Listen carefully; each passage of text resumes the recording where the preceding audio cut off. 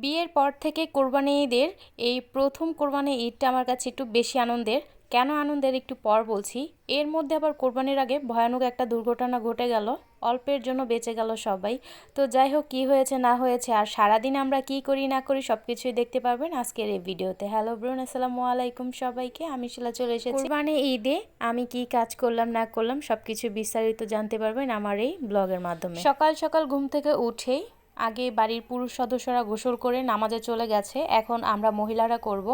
বিশেষ করে আমার মেয়েকে আগে গোসল করানোর পরে আমি গোসল করি। আর এখন এই তো মুস্কানের ঈদের জামা আনা হয়েছে। আগের দিন রাতেই মুস্কানের বাবা এনেছে। আসলে ব্যস্ততার কারণে ওর জামাটাও আনা হয়নি।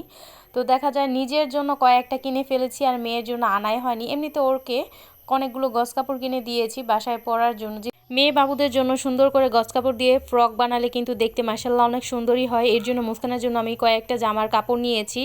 অলরেডি দুটো বানিয়েছিও, কিন্তু যতই হোক ঈদের জন্য তো নতুন একটা জামা কিনতেই হয়। তো এই তো মুস্কানের বাবা একটা কথা বলতে গিয়ে দুইটা জামা নিয়ে এসেছে মেয়ের জন্য। তো এটাই দেখাচ্ছিলাম আপনাদের আসলে কোনটা পরাবো।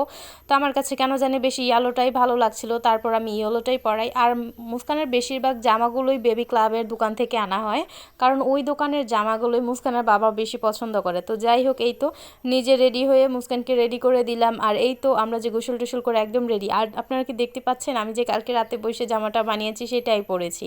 তো সারাদিন কাজকর্ম, কোরবানি ঈদ মানেই কিন্তু সারাদিন কাজ কাম। সারাদিন কাজ করতে করতে কিন্তু সারাটা দিন চলে যায়, কখন যে ঈদ চলে যায় বোঝাই যায় না। তো এর জন্য কিন্তু কমফোর্ট ফিল করার জন্য একটা সুন্দর সুতি গজ কাপড় নিতে হবে। এর জন্য আমি এই তো আমার নরম পাতলা একটা সুতি গজ কাপড় নিয়ে নিয়েছি। গজ কাপড় বলতে এটা একটা 3 পিস ছিল, তো সেটাই বানিয়ে নিয়েছি। মনে হচ্ছে যে এটা পরলেই ভালো হবে, তো যার কারণে এটা পরা। আর দেখি অন্যগুলো পরে বানাবো। আর এই তো মুস্কানের জামাটা পরিয়ে দিয়েছি। মাশাআল্লাহ দেখেন আমার হাতের মেহেদির কালার কিন্তু ভালোই হয়েছে। তো যাই হোক, এখনই মুস্কানকে কোলে নিয়ে যাব বাইরে। মুস্কানের বাবা নামাজ থেকে আসছে কিনা সেটাই দেখতে যাব।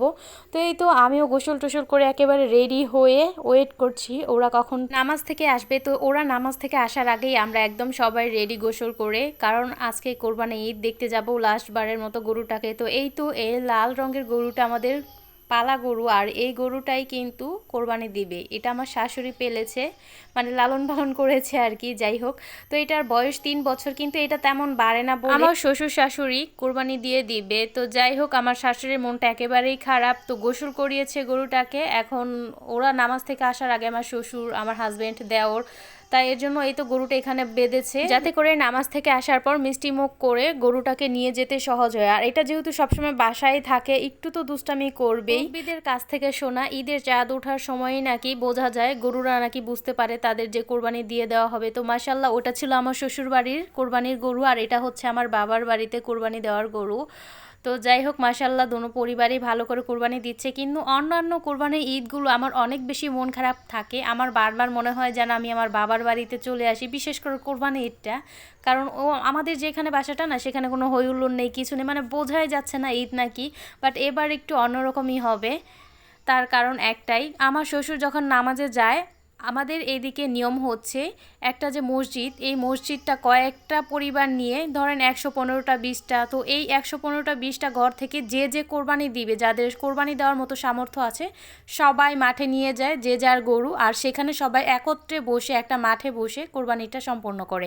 আর আমার বাবার বাড়ির নিয়ম হচ্ছে যার যার গরু শেষে তার বাসার উঠানে কোরবানি দিবে। তো আমার শ্বশুর নামাজ থেকে আগে আসে, আর মসজিদে নাকি বলে দেয় যেহেতু আকাশের অবস্থা খুবই খারাপ, যদি জোরে সোরে একটা বৃষ্টি নেমে যায় তাহলে দেখা যাবে মাঠে অনেক বিশৃঙ্খলা সৃষ্টি হবে, আর মাংস অনেক বেশি নোংরা হয়ে যাবে। তাই যে যার বাসায় কোরবানিটা দিলে দেখা যায় তারা তাদের সেফ মতো কিন্তু নিজেদের বাসায় বৃষ্টি নামলো কিছু একটা উপায় বের করে নেবে। তাই এবারের ঈদটা আমার কাছে একটু বেশি স্পেশাল, কারণ আমাদের বাড়ির উঠোনে কোরবানিটা দেওয়া হবে আর আমি নিজের চোখে দেখতে পারবো। এর জন্য আমার একটু বেশি আনন্দ লাগছিল।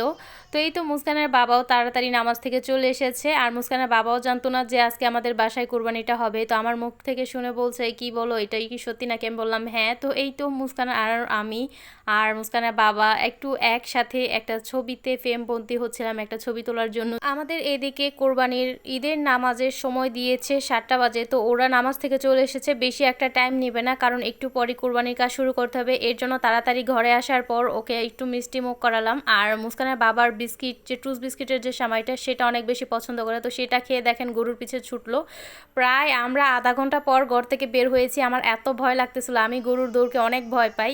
এই মানে কতটুকু খোলা জায়গা দেখতে পাচ্ছেন, আর ওই পাশের আমি আমার অন্যান্য ভিডিওতে দেখেছি কত বিশাল খোলা জায়গা। এই সবটুকু জায়গা গরুর পিছে আমার জামাই আর আমার শাশুড়ি দৌড়াতে দৌড়াতে শেষ। আমার ভয়ে তো শ্বশুর যাচ্ছিলই না, আর আমি দূরে থেকে দেখছিলাম। আর অনেকক্ষণ পর যখন একটু চিল্লাচিল্লি শুনছিলাম যে গরু ধরতে পেরেছে, তখন ঘর থেকে বের হয়েছি, নয়তো আপনাদের দেখাতে পারতাম। অনেক বড় একটা দুর্ঘটনা হয়ে যেতে পারতো। মুস্কানের বাবা তো প্রায় পড়েই গেছিলো, কিন্তু আলহামদুলিল্লাহ কারোর কোনো ক্ষয়ক্ষতি হয়নি। তো যাই হোক, যে যার জীবন বাঁচাতে চাইবে, এটাই কিন্তু স্বাভাবিক, তাই না? আমাদের কোরবানিটা দেওয়ার কথা ছিল বাড়ির উঠোনে, কিন্তু গরুটা যেহেতু দৌড়াদৌড়ি করে এদিকে চলে এসেছে, মানে আমাদের বাড়ির পাশে যে বাগানটা সেখানে চলে এসেছে, পাশের বাগানটাতে। তো এখান থেকে গরুটা কোনোভাবেই কিন্তু বাসার দিকে নেওয়া যাচ্ছিল না, তাই আমাদের গরুর কুরবানিটা এখানেই হবে। তো এই তো প্রসেসিং চলছে, আলহামদুলিল্লাহ গরুর কুরবানিও শেষ। এখন দূরে থেকে আমরা শুধু দেখছি। আর আমার শ্বশুর ডাক দিয়ে বলছিল যেন একটু পানি নিয়ে আসি, দা বটি ছুরিগুলো যেন একটু ধুতে পারে, যেহেতু রক্ত একেবারে মেখে গেছে। এই তো আমি তাড়াতাড়ি করে ছোট্ট একটা কলসি দিয়ে পানি নিয়ে দিচ্ছিলাম। আর আমি গরু কুরবানির সময় যে গলা কাটার ব্যাপারগুলো, এগুলো কিন্তু আমি দূরে থেকেই মানে থাকতেই চাই না, দেখতেই চাই না, কারণ এগুলোর শব্দ সাউন্ড আমার একেবারেই ভালো লাগে না। এইটা দেখার পর তাড়াতাড়ি ঘরে চলে এসে এই তো ঈদের মিষ্টিমুখ করার জন্য আমি একটা ছোট ফ্রিজে লাচ্ছি সেমাই নিয়ে নিয়েছি, আমার পছন্দের সেমাইটা। তো যাই হোক, এই দেখেন অনেকটা ক্ষণ পরে আসার পর দেখতাম অলরেডি অর্ধেক গরুর কাজ কিন্তু শেষ হয়ে গেছে। তো দেখা যাচ্ছে যে আমাদের কোরবানিটা যেহেতু বাসায় হচ্ছে, তাই আমাদের বাসায় তেমন কোনো লোক নেই, আর সব ভাড়াটিয়ারাও চলে গেছে। আর এখন দেখা যাচ্ছে যে এই পাশটায় হওয়াতে, বাগানের কাছে আসাতে, কোরবানির জন্য যে কেউ একটু কাটাকাটি করবে সেটারও মানুষ নেই। দেখেন আমার শ্বশুর আর আমার হাজব্যান্ড এই দুইজন মানুষই কাজ করছে। আমার দেওর তো আসতেই চাচ্ছিল না, শেষ পর্যন্ত আর আসেওনি। এই তো কিছুটা মাংস কেটে দিচ্ছে, এটা যাতে রান্না করি। এখানে প্রায় 4 কেজি মাংস, এটা আপাতত রান্না করে নিচ্ছি যাতে ওরা কাজ করার ফাঁকে বা কাজ করার শেষে সাথে সাথে একটু কিছু খাবার মুখে নিতে পারে। কারণ সামান্য একটু মিষ্টি মুখ করে আছে। এটা মনে হয় শুধু আমাদের বাসায় না, মোটামুটি প্রতিটা ফ্যামিলিতে এই কাজটা করে। যখন একটু কিছুটা কাটাকাটি হয়ে যায়, তখন মাপ দিয়ে কিছু মাংস এনে রান্না বান্না করে। তো এই তো তেলের মধ্যে মশলা আর আদা রসুন দিয়ে দিয়েছি, পেঁয়াজও দিয়ে দিয়েছি। এখন আস্তে আস্তে করে আমি সুন্দর করে রান্নাটা শেষ করে নেব। আর এই মাংস রান্নার আগেই কিন্তু আমি খিচুড়ি রান্না করে নিয়েছি। আমাদের বাসায় সবসময় সকালে খিচুড়ি রান্না করা হয়, পরে পোলাও রান্না করা হয়। তো যাই হোক, আমার খিচুড়িটা রান্না করা একেবারেই শেষ। এখন শুধু মাংসটা রান্না করা শেষ করতে হবে, কারণ সকালবেলা আমার শাশুড়ি সেমাই রান্না করেছে। এখন শুধু আমি মাংসটা রান্না করব, তাহলে আমার কাজ শেষ। আবার যখন নাকি মাংস একদম কাটাকুটি শেষ হবে, তারপর যে অনেকটুকু মাংস, হাড়ের মাংস, এগুলো পরে আমার শাশুড়ি যেহেতু বড় পাতিলে রান্না করতে হয়, তো আমি দেখা যায় যে ওই ছোট ছোট করে রান্না করতে করতে অনেক বেশি রান্না করলে দেখা যায় যে বুঝবো না কতটুকু হলুদের ফাঁকি দিতে হবে, কতটুকু মরিচের গুঁড়ো দিতে হবে। এর জন্য আমি আর ওগুলো রান্না করব না। তাই অল্প যেহেতু এই রান্নাটা, তাই আমার শাশুড়ি এই রান্নাটা আমার হাতেই দিয়েছে। এই দেখেন মশলাটা আমি সুন্দর করে কষিয়ে নিয়েছি, এখন শুধু মাংসটা দিয়ে দেওয়ার পালা।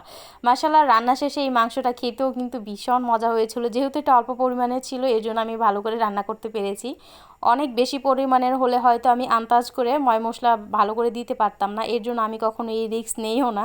বেশি রান্না হলে আমার শাশুড়ি করে, আর ছোটোখাটো রান্না হলে সবসময় যেহেতু আমি করি, তাই আমার একটা মানে আইডিয়া থাকে, আর আমি ভালো করে সেটা করতে পারি। তো এই মাংস কষানোর পর আমি আবার দৌড়ে চলে যাই কতটুকু মাংস কাটাকাটি হচ্ছে এগুলো দেখতে। মানে আমি না বাসায় থাকতে চাচ্ছিলাম না, একটু পর পর দিনে মনে হয় যে কতবার গেলাম এই কুরবানির গরুর কাটার শেষ করার আগ পর্যন্ত। প্রায় মনে হয় আমি 15 থেকে 20 বার আপ ডাউন করেছি, শুধু গেছি আর আসছি, গেছি আর আসছি।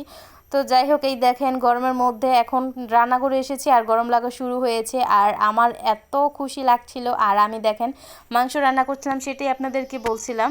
আচ্ছা, আমি আজকে কাজল দিয়েছি, দেখেন তো আমাকে কেমন লাগছে। আমি এই কাজল না দিলে মনে হচ্ছে যে আমার দিনই শুরু হতো না, এরকম একটা অবস্থা ছিল। প্রতিদিন চোখে কাজল দিতাম। তো বিয়ে হয়ে যাওয়ার পর থেকে দেখা যায় আমি মনে হয় 6 মাসে একবার কাজল দিই। তো সেটাই আপনাদেরকে দেখাচ্ছিলাম। আজকে আমি ঈদের দিন একটু সাজুগুজু করেছি, ওই একটু কাজল দিয়েছি, হালকা করে একটু লিপস্টিক দিয়েছি, এই হলো আমার সাজগোজ। তো এই তো দেখাচ্ছিলাম, মাংস কষাতে দিয়েছি। এখন আবার আমি চলে যাব দেখতে গরু কতটুকু কাটাকুটি হয়েছে। ওই যে বললাম একটু পর পর যাচ্ছি আর আসছি। আর আজকের পরিবেশটা একেবারেই ঠান্ডা ছিল, যদিও বা আজকে সব ছেলে মেয়েরা পুরুষরা মহিলারা কাজে ব্যস্ত, তাই হয়তো বা একটু গরম লাগবে, কিন্তু অন্যান্য দিনের তুলনায় আজকে পরিবেশটা অনেকটা ঠান্ডা। দেখেন মাংস রান্না শেষ করে চলে আসলাম খিচুড়ি খেতে। খাওয়া দাওয়া শেষ করে আমার হাজব্যান্ড আর শ্বশুরের কাজ শেষ, এখন আমার আর আমার শাশুড়ির কাজ শুরু, কারণ আমার শাশুড়িকে হাতে হাতে একটু এগিয়ে দিতে হবে, তার কাজ একটু সাহায্য করতে হবে। তো এইভাবেই ঈদের সারাটা দিন আমার শাশুড়ি বা পরিবারের প্রত্যেকটা ফ্যামিলির মানুষের কাজ করতে করতে ঈদের দিনটা পার হয়ে যায়। আসলে কোরবানি ঈদ মানেই কিন্তু সারাদিন কাজ, শুধু ঈদের দিন না, ঈদের 2 দিন পর্যন্ত মনে হয় কাজই থাকে। তো যাই হোক, এই ছিল আমাদের ঈদের কাটানো কিছু মুহূর্ত। তো যাই হোক, আজকের মতো এই পর্যন্তই। ভালো থাকবেন, সুস্থ থাকবেন, দেখা হবে অন্য কোনো নতুন ভিডিওতে। সবাইকে জানাচ্ছি ঈদ মোবারক। আল্লাহ হাফেজ।